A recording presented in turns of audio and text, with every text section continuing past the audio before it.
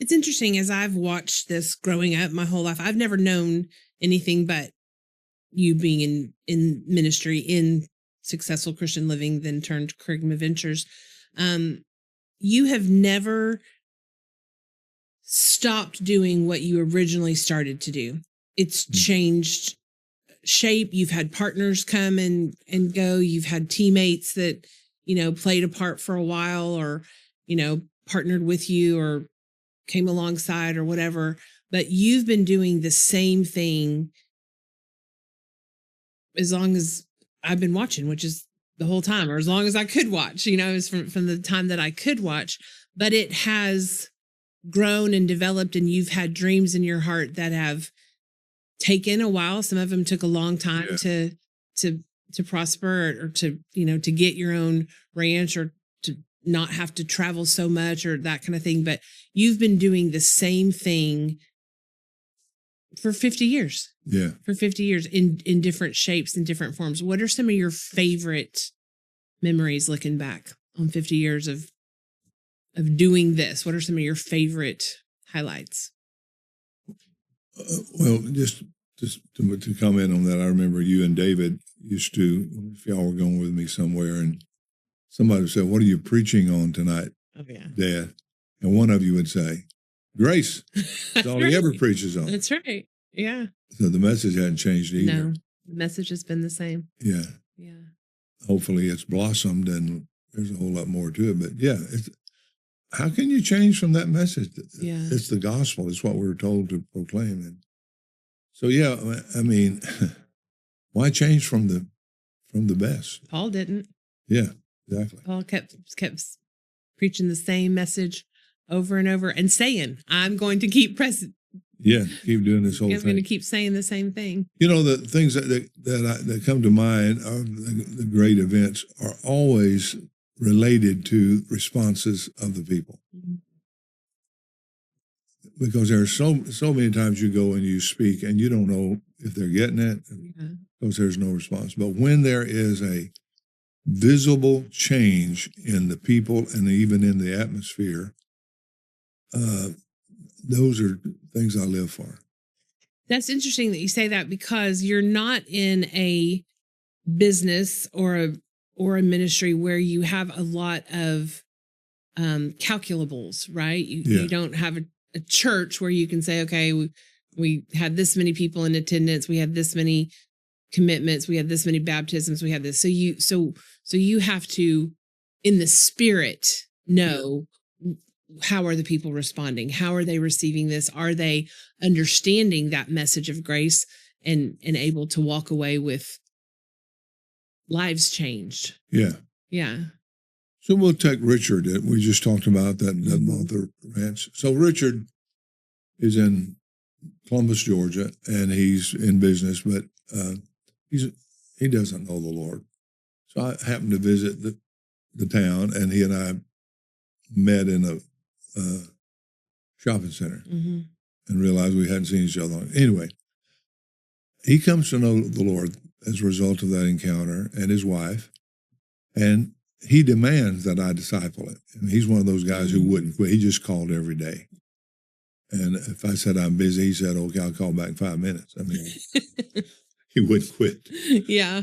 So there was a lot of invested time there, but he was responding. He was like a sponge. He was responding, and he was changing. He would say he went to his creditors and said, "I'll go bankrupt if you want me to, or I'll pay you back. Just give me time." He just wanted to know what Jesus wanted, and he would do it. So that's what I live for. It's like somebody's responding to the gospel, changing. So watching him and his family, his wife, his kids, watching him change and develop and become a leader and an influencer in the world, that's a joy, and watching some of these young men that go through our training, our leadership training. One's been living with me this week from Australia, but he came through our program back, 15 years ago? Yeah. And now he is a leader in stopping sex trafficking in the world, recognized by police and the forces that do that in many places. okay, that's how I measure success. Yeah.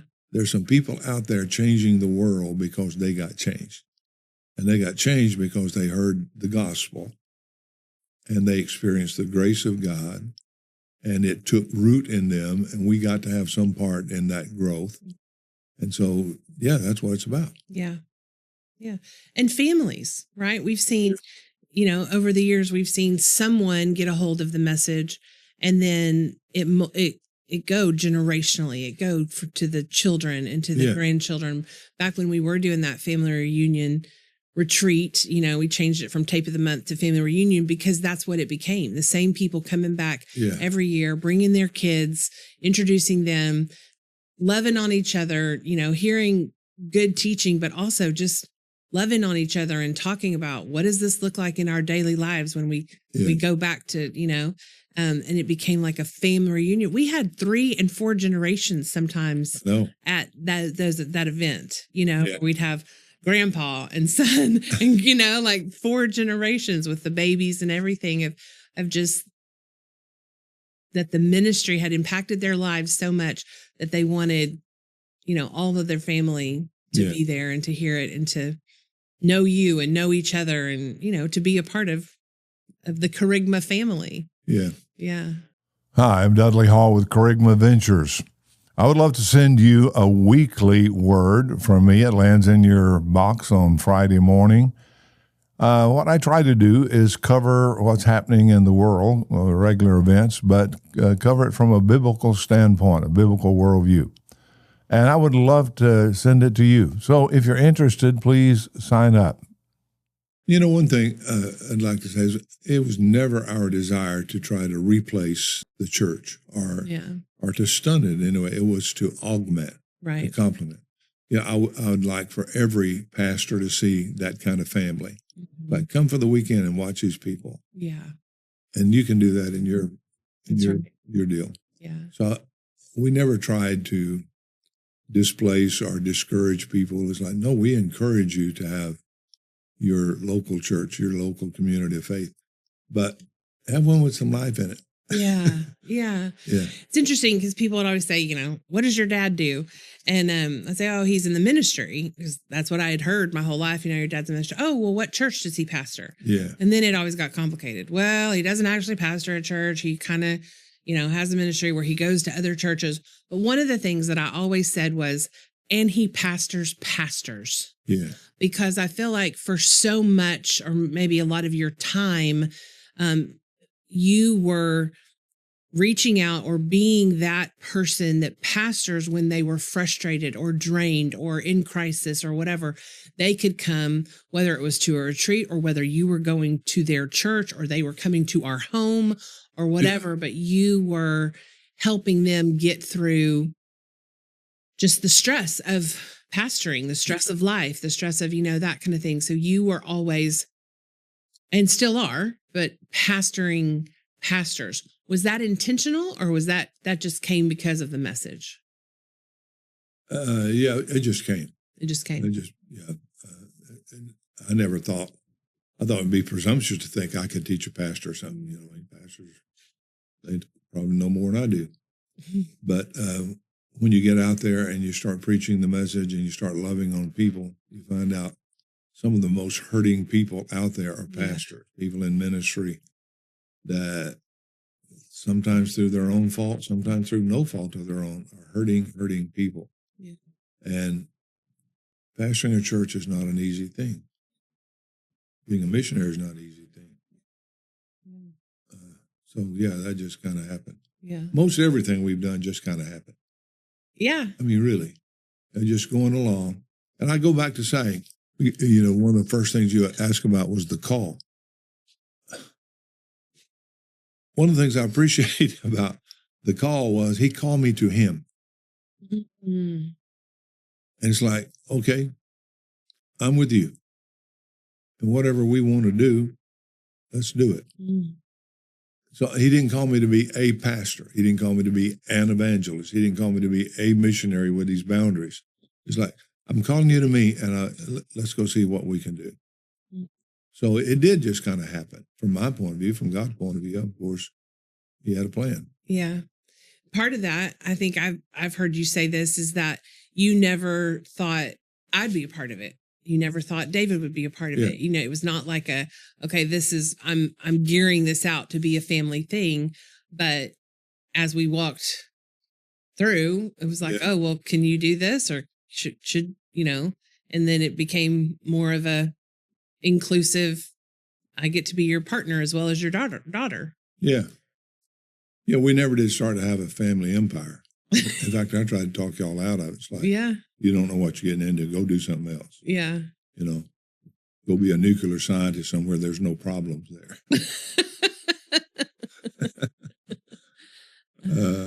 Yeah, but it's been a wonderful 50 years.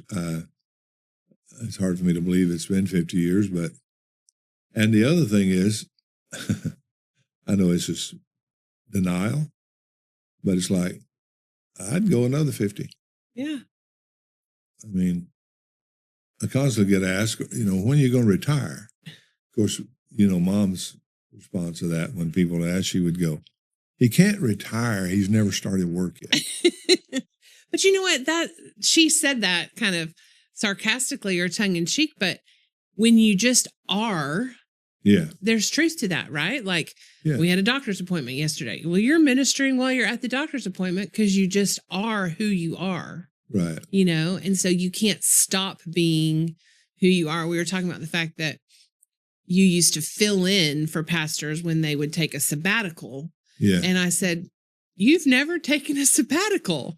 And we laughed about it. But the truth is, how do you stop loving people? How do you stop preaching the message that is who you are? How do you stop? I mean, you could not be in a pulpit, but you're still going to be ministering. Yeah. You're still going to be outpouring that message of grace and that message of God's goodness and that message of that what needs to be done has been done. Yeah. And so we get to express that and we get to walk in life because of that message, not in fear of, are we doing something right or wrong?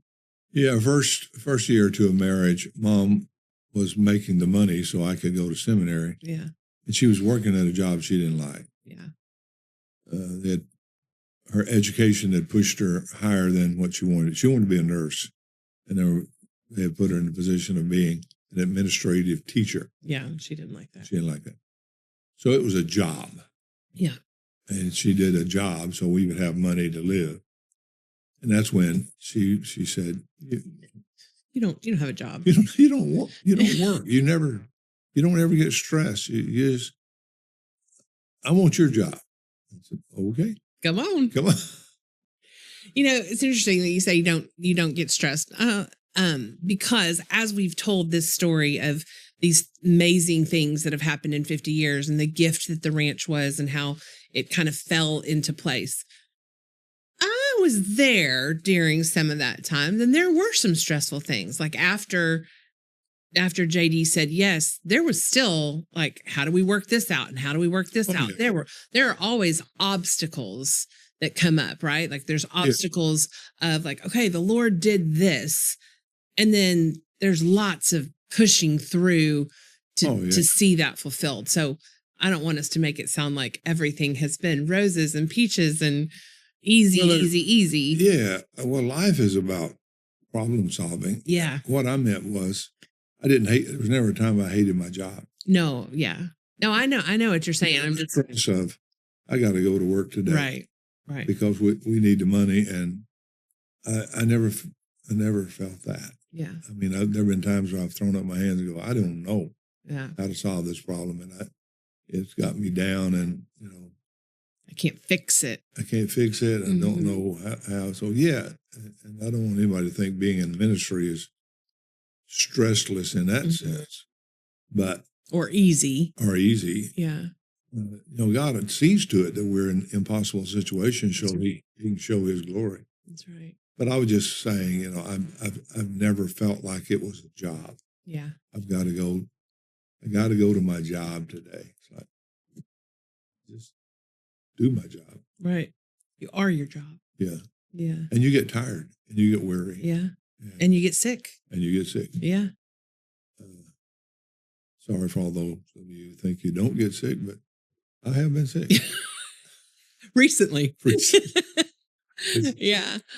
Okay, so as we look back and we're saying we're keeping going. We're not done at 50 years. We're going to go 50 more. But as we look back to celebrate the last 50 years, what are the things that you want to say?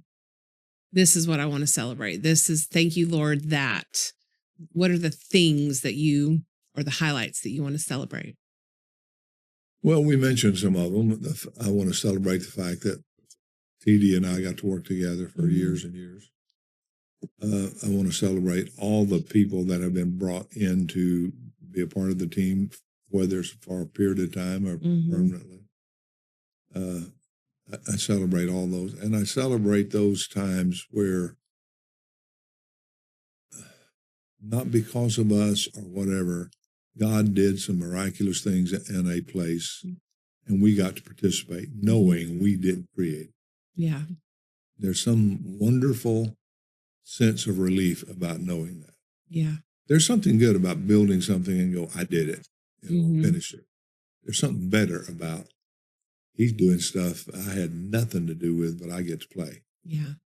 So, the surprises. Yeah, I get to go back on many times where that happened in a church or a city or an area.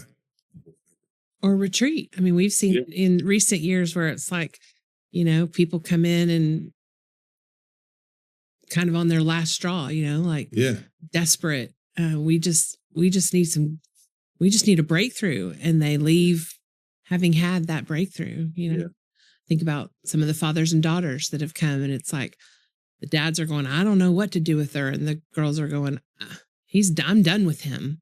And they leave holding hands, friends, knowing how to communicate, or the men that go through father son and actually get to be called men and know what that means and be called up into that. And you mentioned some of the LE guys as well, that it's like they're walking in their calling, confident in knowing who they are and whose they are, which is the most important thing.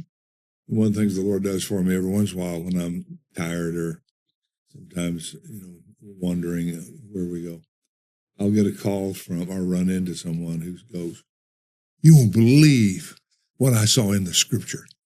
You won't believe it. Jesus has done everything, and we just believe. And they start preaching to me the gospel. Yeah. And it's like, yes. Yeah. It got through.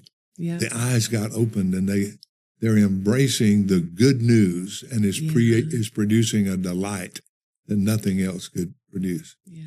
And, getting calls from people that I'd seen in years going, you're not going to believe this.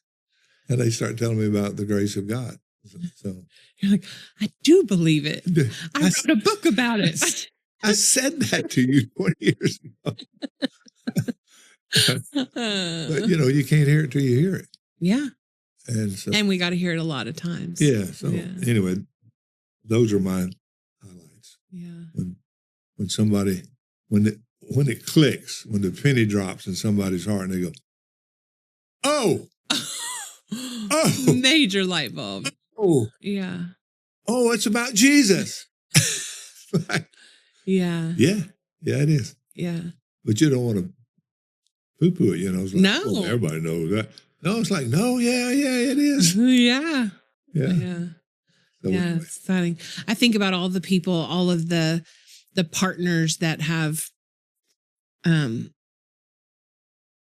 contributed to the ministry for 50 years, those that the big tickets, that helped us buy the ranch, and, and then the little ones that it's like a child sent in what they thought was a big, it was a big gift to them, a big sacrifice to them. And, but that all of the people who have partnered with us along the way, that, paid salaries and built buildings and sent you across the world to preach that gospel, and how they are part of this 50 years as well, Yeah, we still have a guy who sends in $2 a month. Wow. He's been doing it a long time. Yeah. and I know something about his situation. That's a big gift. Yeah. And I can't wait to get to heaven and see what the Lord's going to say about that. Yeah. I mean, I know what he said to the woman who dropped into pennies. Yeah. I want to be there when Jesus says, Yeah. yeah, here's how I viewed those $2. Yeah. So, yeah, those are the people who made it happen. Yeah. The human instrument. God made it happen. That's right. But he always works through him. He always works through humans. And I just think it's fun to get to celebrate those people and those gifts and stuff as we celebrate the ministry and the birthday and all that. Yeah.